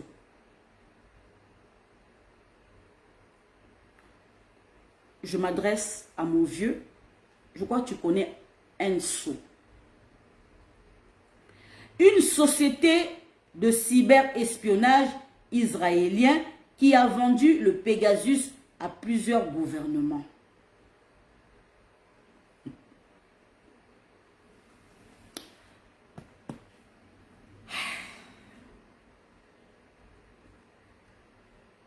Vous espionnez téléphone à Cyril Ramaphosa. Bandeko. Tango révélation wana ebimika kaba bilombo lalaki. Pourquoi biso toza biso pays francophone to kaming ba anglais te bango sko baza pays anglophone et cela qui mamasque. Donc Et ça qui maman na scandale. Vous n'êtes pas au courant? Ah, bah information mingiko, oh y a l'écolo, ils en ont en anglais. Il y a un biseau tout ça l'effort. Encore un micro na quoi côté swahili pe côté anglais. Na allez en coussin. Donc il y a un modèle voilà. Bande konangai Cyril Ramaphosa lobi na ochasuma konanga na Kigalite. Bande ko sikoyo chargé d'affaires, le porte-parole de Ramaphosa, Vincent Mawenya, a déclaré que bandeko boka semaine oyo babenga o semaine chargée ya Ramaphosa. Alobi ke Ramaphosa moya ya Kigali ezate parce que nini semaine les a chargé bandeko na ba rendez-vous te zala kité ba mami en ko mama pour se pour na éviter ka kuta na Kagame bandeko Ramaphosa a saboté réunion au sommet au koleka na Kigali bandeko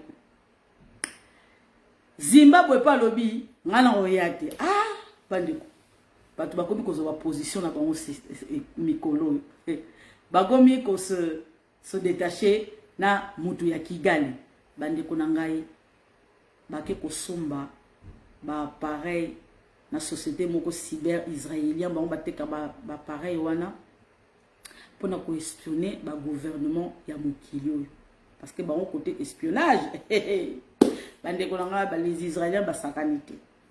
Donc bandeko appareil on comme Pegasus bango siko ezali appareil militaire. C'est tout à fait normal parce que côté espionnage, côté militaire, les Israéliens sont les number one, hein, je vous le dis, hein, la vérité. Donc côté on a côté technologie, bah ça number one à Mokio. C'est pour ça que ce sont les alliés des Américains. Côté technologie, ça bien élevé. C'est pas pour rien que le président Félix Tshisekedi a signé accord na État hébreu. Voilà. Vous comprenez ce que bah jeune Ming Congolais, bah aucune formation qu'on a quoi apprendre la technologie élevée, surtout bah militaire na biso. Voilà, bande konanga et Indi entre Kigali na Ramaphosa. To kancha kaka tata oyo ya Kigali azaka na conflit na biso, or azana conflit na batebele. Baninga bava na moanye moi tranquille, oyebi ke oyibaka na yo mande konanga soko oyibaka pas voisin. Pour vana pe tranquille au fungola ka monoko na oke ngai pe na ngaboye na kimuyibi ozoyibe pa batu nyoso ba yebi ke na misu makasi oyibaka obomaki pa batu ozozo prétendre ke yo nde boye muyibi okotonga te bande ko yindeli Ramaphosa tout la mwisi azaza to signer na accord azana biso mais il est pas mis dos au mur, comment dirais-je, il est pas mis dos au mur mutu ya Kigali. Vous comprenez ce que voilà. Yango bande konanga, je m'adresse aujourd'hui avant la 6, je m'adresse aujourd'hui dans le ministère intérieur. Ministère intérieur, c'est bien beau ndenge au côté dans la danse, au siliki, au dasuki, au bikoza combattant, mais depuis que comme ministre intérieur bambeba mingi ezana kati ya Congo wana oyo biso comment je peux dire tozomo na te ozo sale lokote ba forum oyo elekaki na Katanga kuna ba désordre oyo elekaki na Katanga wana parce que ministère ya intérieur toyoki ete akangi monoko toyoki pe lisusu bato bazokota kote kuna ya Tanganyika ministère intérieur alobaka te ba désordre ya ko boma baluba pe na kati ya Congo wana ministère intérieur alobaka te chasse au baluba ministère intérieur alobaka te tango kaka communauté internationale de telemi yepé lokola nègre de service bachaki kundu wana te ba mama ki ona ko mama yona aye a telemi azo interdit batu o même na CNZT bosala ba nini na binote ba nini te ozolobela bana IDPS banani basala ka sikoyo nini matinée politique wana ezaba na IDPS te tu t'adresses à qui yango nazo tourner yango ba loka ministère intérieur ni Gilbert Kakonda azalaki wana bazo boma bana IDPS ba bomi ba kuna Lubumbashi Gilbert Kakonda yeko condamné IDPS awa pe pareil ezali ba membre IDPS te ezali nde ba pe perdre fallait ba directement à s'adresser na bango boza na ba prévenir surtout mais ya ko lobelo côté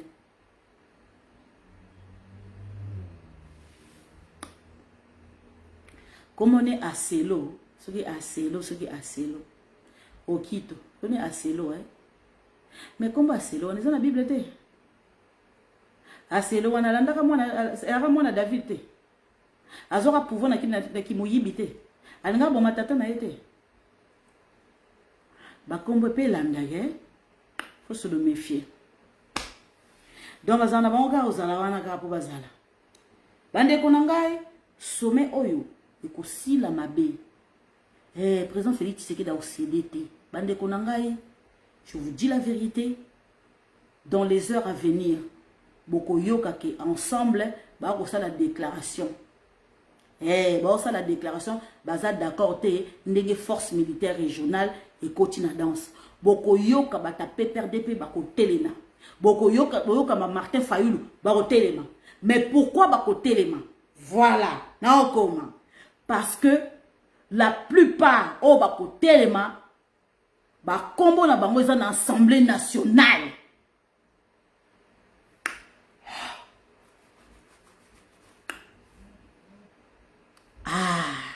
Baïbi Sibino, ba sénateur Bazali, Baïbi Sibino, nakata ba député Bazali, n'est-ce pas? Soki bo monika ka député moko sénateur moka eko telema. Mota M23. Oh, naza d'accord. Jean-Pierre même a déjà allobi, hein? A tonné déjà, mais Jean-Pierre même parce que pour alamba population, anganzambe, ba politicien ba mayele, pour alamba population, ce que ba ouais, pour te Jean-Pierre Mbemba, d'accord. Ok, c'est fort. Jean-Pierre Mbemba n'est pas du tout d'accord que force militaire régionale ba kokota na danse. Ba ko bebi sama solo ba carré miye kei. Ya o bozoka papa cardinal solo bate. Chilombo baby ici copie à enseignement. Gratuité de l'enseignement à baby ici. Chilombo yo kota sou na danse soit au baby sa sous ba carré miye. Aïe. Bon, si vous voulez, oh, cardinal Ambongo. Il y a un condamné au terroriste M23. Moutazo le bambongo et kei, bon, au titre de si quoi, au thème, parce que là, on s'en déclarer des déclarations à Rosal. Bon, ça, yiba bambongo. Hein? Gratuité de l'enseignement, bon, boubi. Malou la tonga ba classe cité. Mon seigneur tonga ba classe cité. Parce que comme il tourne pour aller à Bozo Boya. Moutaza ba carré mignon na est. Après pour bané ko mon cardinal la mongo ya ko la beria ko condamné biso Kagame. Moutaza ba crise les mikolo yo. Mais vous avez tellement rêvé là. Oh cardinal Zolela. Ba carré mignon kei. Ah, nzambe balare ekota sauté. Balare kokota te. Et puis nous mo fioto la non. Ouais ba ki cardinal ya ko condamné Rwanda. Ya ko condamné ka. Non ce sera la cardinal hein. Cardinal Zolela. Maneo. Kitoko wapi. Obi ke sa biso chitoko. Po ba misu ba ozala ruiné. Ba misu ba obama ma papa, ba misu ba kolia bandika. Ba okoma ba mwana semi biso to comme ba bomba ya bandika pa tolimwe ce qu'on a tourné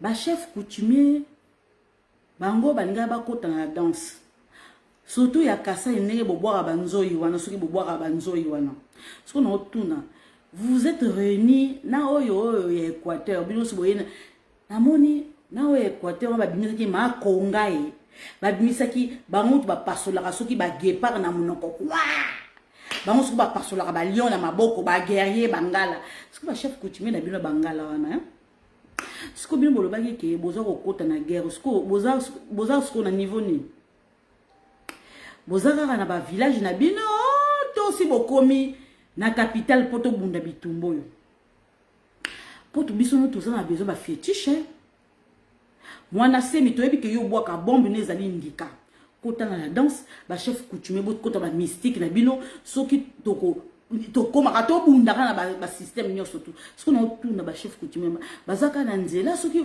bazaka na nzela oh soki camion na bango e baluka maki na mai ndombe oh bazapi oh bazaka na maya kamba. Pour nous fiotola monoko. Nous les chefs coutumiers, nous voulons pas ça. Mais c'est que tous on a besoin de pour na awa makamba guerre oyo. Ba bimisa banzoi, musuba bimisa ba serpent, musuba bimisa soki ba nkoi, musuba bimisa soki ba likonga una. Ndeti ba Shaka Zulu, tout le monde a bango so ya biso, bo lati soki ba nini bo beti. Bazap. Ah, ba chef coutumier. Ce qu'il faut télémer la siko chilombo. Biso to lingi. Makasi na bino kara. Dibumu d'abord. Mituka d'abord. Makangu d'abord. Basi d'abord. Eza pasi. Mabele ya ba Congo. Mabele ya Congo ya ba Congolais. Ba chef coutumier ya Chanana. Ba vrai chef coutumier o ba kufa o ba kata bango mitu bango ba vrai ba boya ki ko teka mabele na bango o ba tikali ba commerçant o ba teka mabele na bango déjà botu na bango histoire ndenge ni bo teka mabele na bango ça impossible ko lumba toza na besoin na bino a ba chef coutumier bo telema bo kota ba mystique na bino ba chef coutumier na ona tuna boza wapi silence radio. Mais pour nous terminer la chilombo ba chef coutumier e wana ndeto omona bino mususa oya so na posa nkoi aboma kinkoi na zamba pasoli koi wa ye wana za koganga chilombo yango yo posa koi yango yo likonga na siko ekota ndeni to sengilo likonga kotaka na Rwanda swabala bobo mayeka kati siko bosali 20 ans na Kagame na Kabila bochela ta kotinda ta banzo ete na Kabila Kagame yona zane mukelekete jusqu'en botindele ata serpente abimela yo lia ya takolia ata kuboa mon côté abima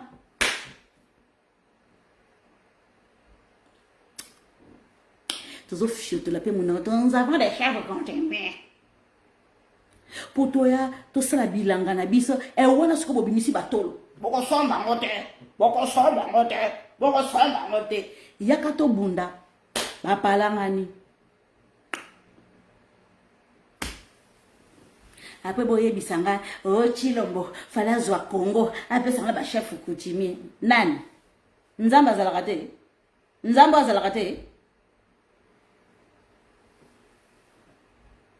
ande kunanga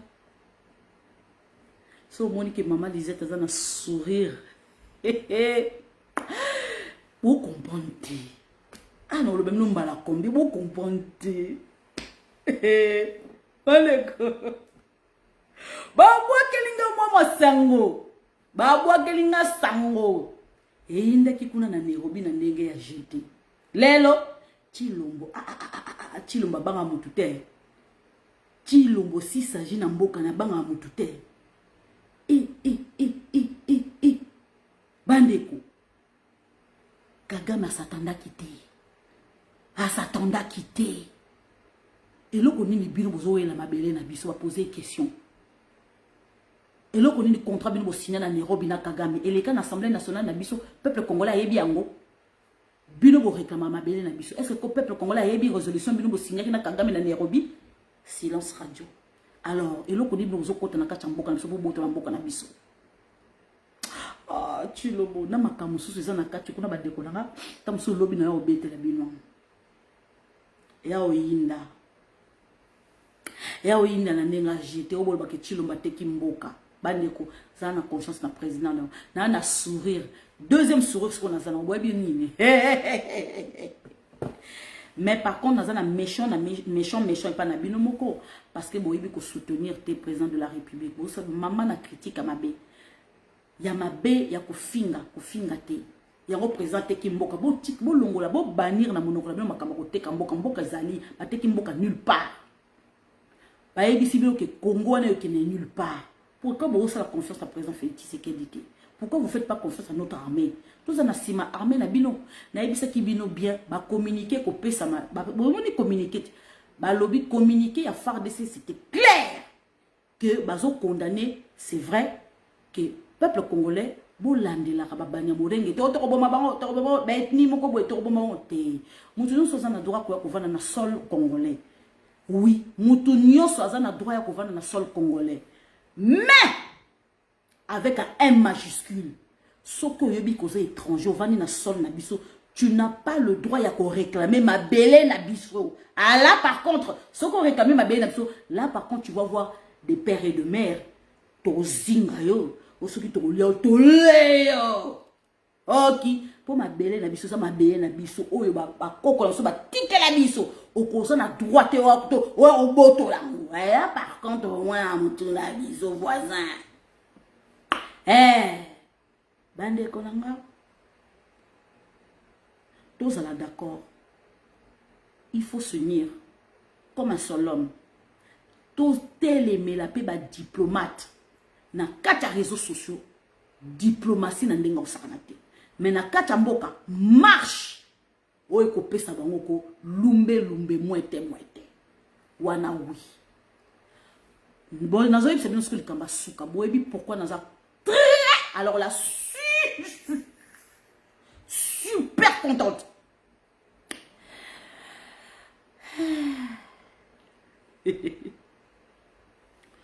Parce que armée Oyo, force militaire régionale Oyo kota na danse, Baozaka baomote. Égypte koti masolo, Luande koti masolo. Akaka.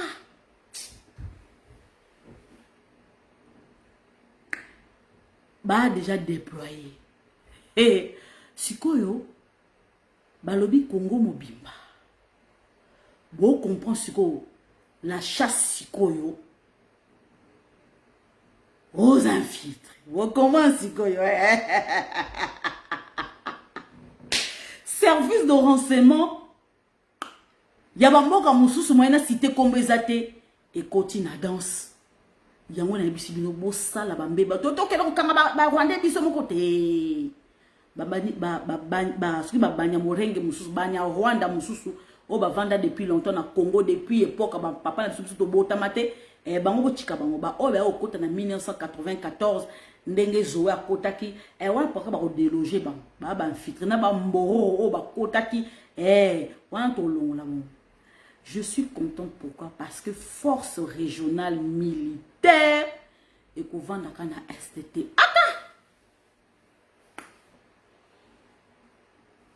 Et on vend dans la STT. Bako dispatcher bango. Bako tanda bango.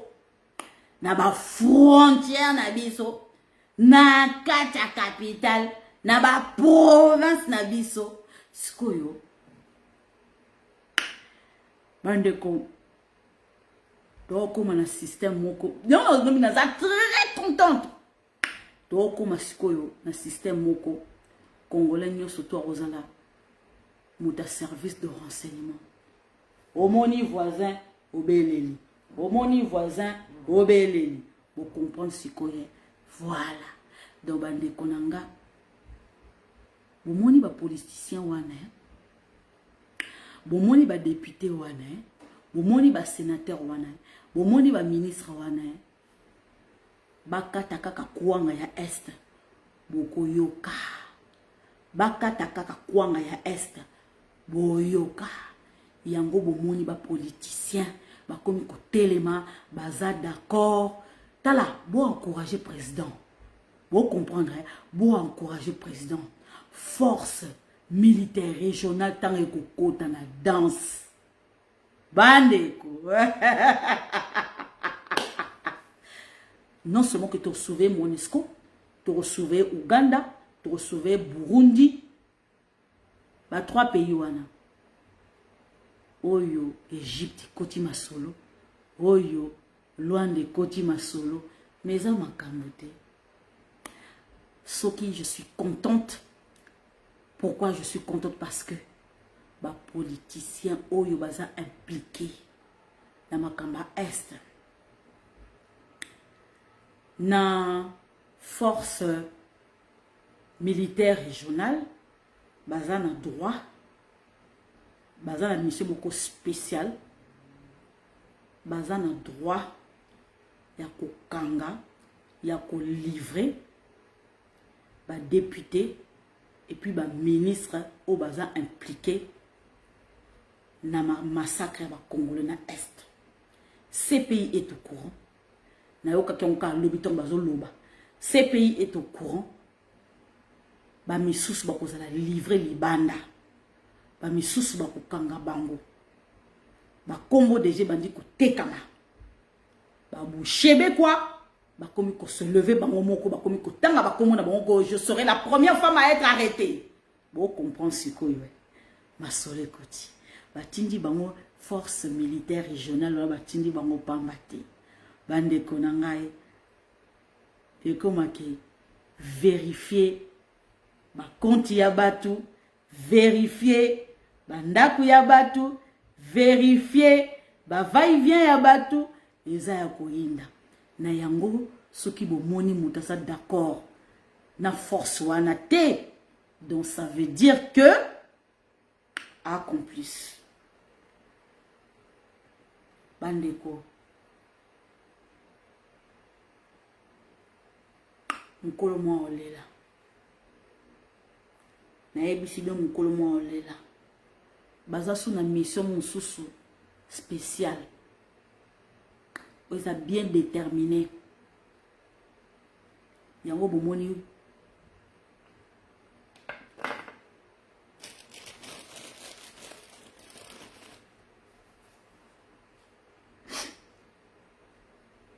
Au Rwanda Zolela. Poisson. Merci de m'avoir suivi. Pour dans les jours à venir, peuple congolais aussi, pour une fois de notre vie. Topema. Yango moni ba député, ma foute mati. Ba déclaration commis. Jean-Pierre Mbemba, yon a eu son cardinal Ambo. Nananga monelinga cardinal Ambo. Nananga monelinga cardinal Ambo ake wapi.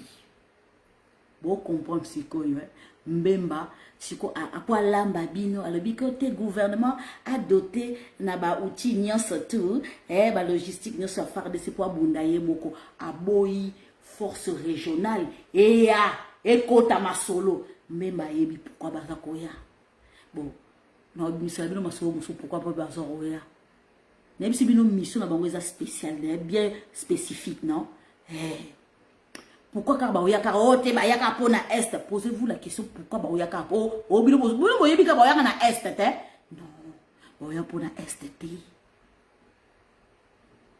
baoyaka pona est te ah ma soeur qui tout na ki kolia sur ce prière et PC bandi sur ce je vous souhaite une excellente soirée merci ha eza oyinde bandi